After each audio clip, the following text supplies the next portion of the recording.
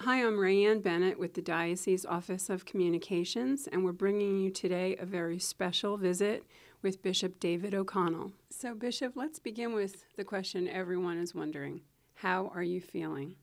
I'm feeling very well. I am doing rehab, which knocks me out. I do about 3 hours of rehab a day, and the idea here is to get all the muscles that I need to wear a prosthetic device, to wear an artificial leg, ready so that I can put it on and get moving. Very good. And there's word on the street that you think that might be as soon as Holy Week. Is that still the case? My plan, and I told the doctor this, and he's Catholic, so he has to obey the bishop. I told him that I hope to be at the altar, standing alone, saying Mass on Palm Sunday. So that's March 29th. And he said, oh, we can do that. So, they're all the staff are very positive and very affirming. And the healing is taking place very quickly. So that's a very, very good sign. And the doctors are all very pleased with the incision and the staples that are in there, which are going to come out later this week. So people's comments to me, the medical staff, are very encouraging. So I plan to be there at that altar. Well, that's wonderful, and I think it represents prayers answered for many, many people throughout the diocese.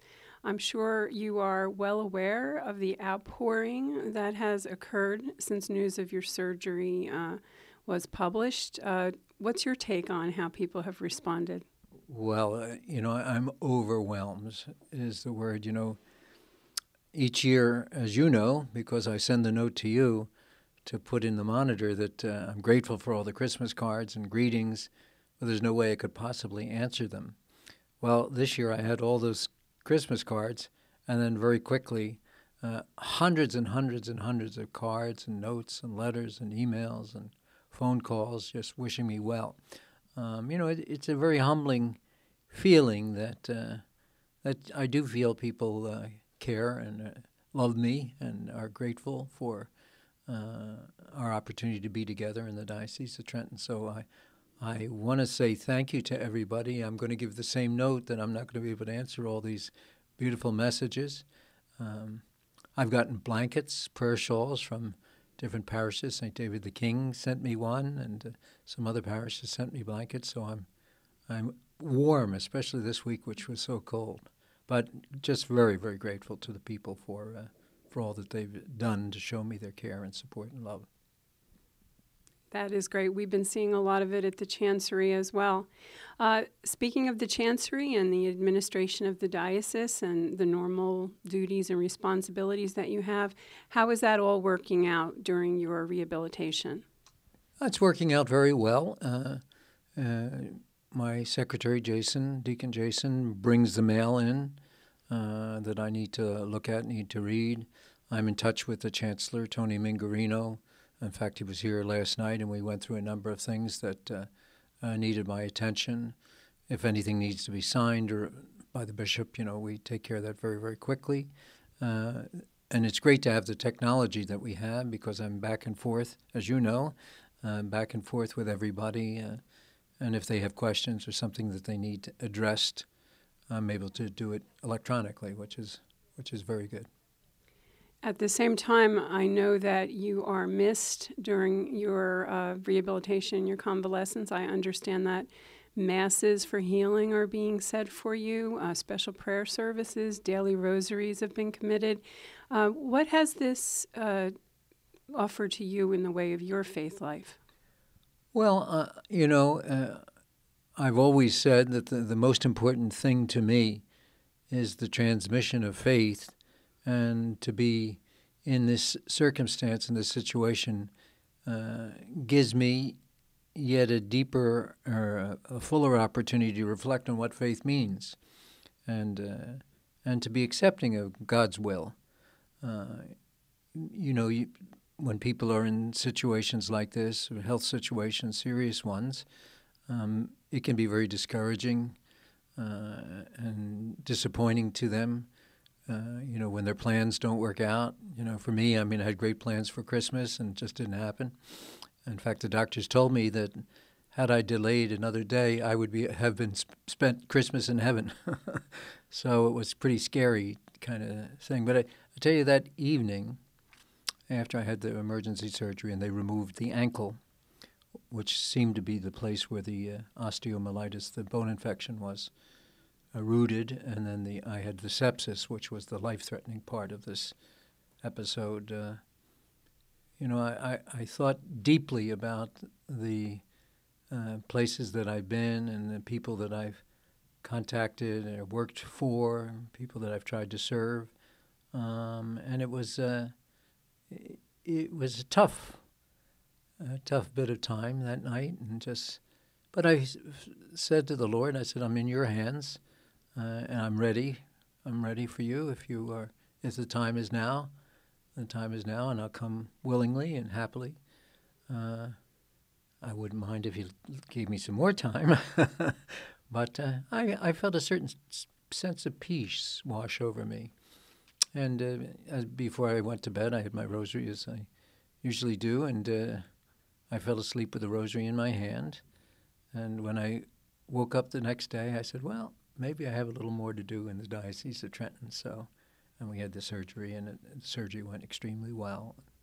And I was very, very grateful for that. But you mentioned the prayers and masses and all of the people that it's just an unbelievable feeling to know that people are focused on you and your well-being and your health. So I could never say thank you enough for the people and ask them to continue to pray until I'm able to I'll be like Arnold Schwarzenegger. I'll be back. We're confident of that. It's a funny thing.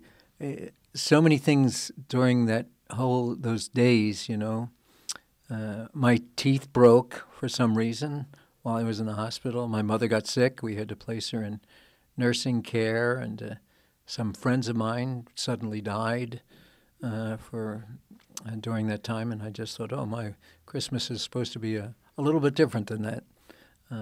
But, you experience what you experience, and, I felt that the Lord was with me throughout the whole period of time, and, my mother's doing well.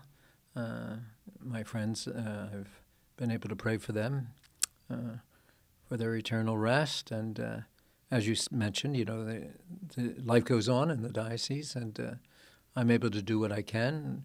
What I can't do personally, the vicars, Monsignor Gervasio, the Vicar General, Monsignor Mullally, who comes faithfully and brings me communion, and the other vicars in the 4 counties have been great and very thoughtful. They've been here to visit. And just the outpouring is just, and that's something that touches me deeply. The concern I got from the priests, who are the bishop's closest collaborators in many ways.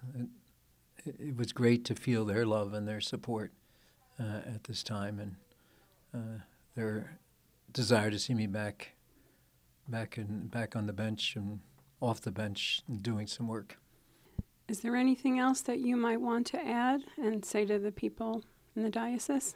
Well, I was eager to do this, a little piece, just to let people know that the progress is going well, that I'm able to respond well to the physical therapy, that they're talking a much quicker pace for me getting the prosthetic leg.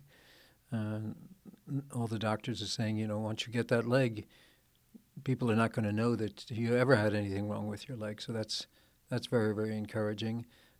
And for me, the most disappointing thing in all of this was, Jason, my secretary, had lined up so many wonderful opportunities during the spring to have Mass and have confirmation, which means so much to people, and so many things that I had to take off the calendar until I get the leg and get moving. So I hope everybody understands that if I had my way, I'd be with them, because to me that's the greatest joy of being the bishop of this diocese, is to be with the people all over this diocese, because it's a wonderful place to be, good people, and my priest and deacons and all that work with me are just such great people. So I'm eager to get back. sitting here in the hospital room every day after therapy, I'm going a little nuts. As you know, I'm always thinking of something to do. So it's a little hard. I have finally become acquainted with all the soap operas that are on television, and I'm starting to know the characters by name, so I can't wait till that stops. But I love you all in the diocese, and my heart is with you, and I've been offering up this suffering for the good of all of our people in the Diocese of Trenton. Thank you so much, Bishop, and I know that anyone who would know I'm here would want me to convey their persisting prayer, and we all want you to return to us very quickly. Great, thanks Thank a lot. you. Thank you.